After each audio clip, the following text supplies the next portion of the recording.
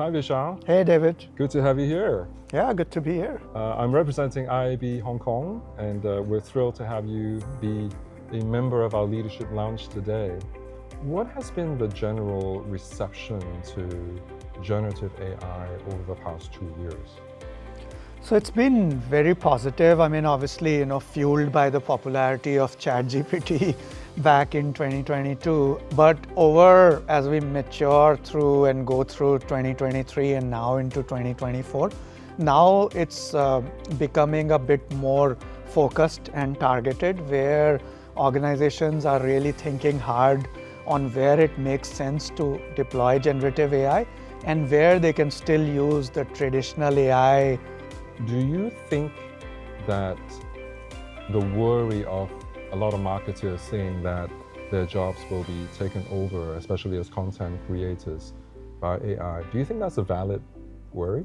The marketers don't need to worry about their jobs. Their jobs directly will not be taken with AI, but they could be taken with somebody who uses AI.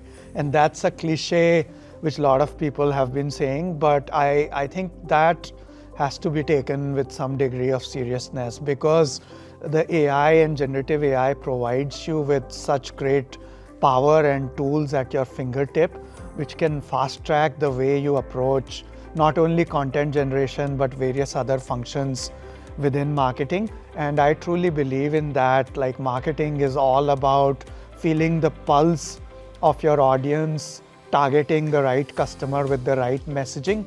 And that connection still comes from human ingenuity, which I don't think will be replaced by AI. Do you see that as a potential challenge, in that a lot of consumers don't want their data to be used as training data for models? Is that even something we should worry about? First is, a lot of times consumer data is anyway being used and sort of shared on many different forums. So I think it's kind of a misnomer that the AI will take your consumer data in a way which is different to what your data is already out there in terms of social media presence. And then the second part is closely related to the cyber and security, where you constantly hear of these stories of data breaches and accounts being hacked. Those are some things where we absolutely need to be careful in terms of just basic hygiene, the kind of passwords we use, the kind of information we share out there. So just having that consumer awareness and education is something which can save us from a lot of these ill effects of your PII being out there. Let's move on to talk about something that's closer to home. So Microsoft Copilot, and a lot of people in the marketing and communication fields, we're very familiar with the Office 365 apps, which are now optimized and enhanced for AI. What are some of the ways in which you think marketeers can use Copilot to enhance what they do on a daily basis?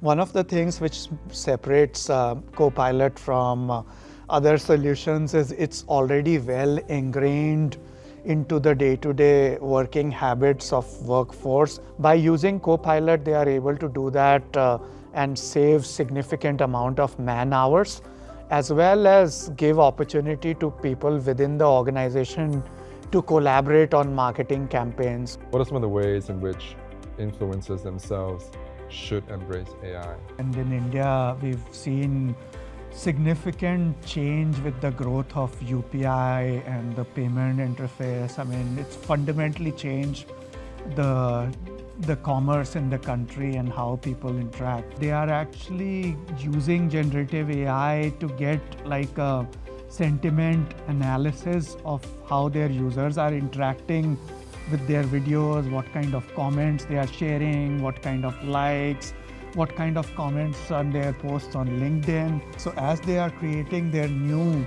podcast, they are already seeing the tempo of the audience and where audience is heading towards, what are the things they are most interested in, what are the most frequently used words. And similarly, I think other parts of the world, I would think to be no different.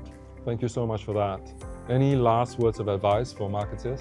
Is be open to change. A lot of generative AI is really continuous learning and having that growth mindset. Just get yourself out there and go on this learning journey. That's very wise advice. Thank you so much. Thanks for your time today. Thank you, David. It's very Thanks good to for have you having me. here. Thank you.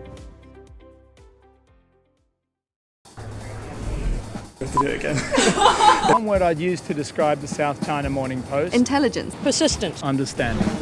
The South China Morning Post serve as a platform to host storytellings to really amplify the importance of culture. It has great journalistic integrity. It's renowned for its quality.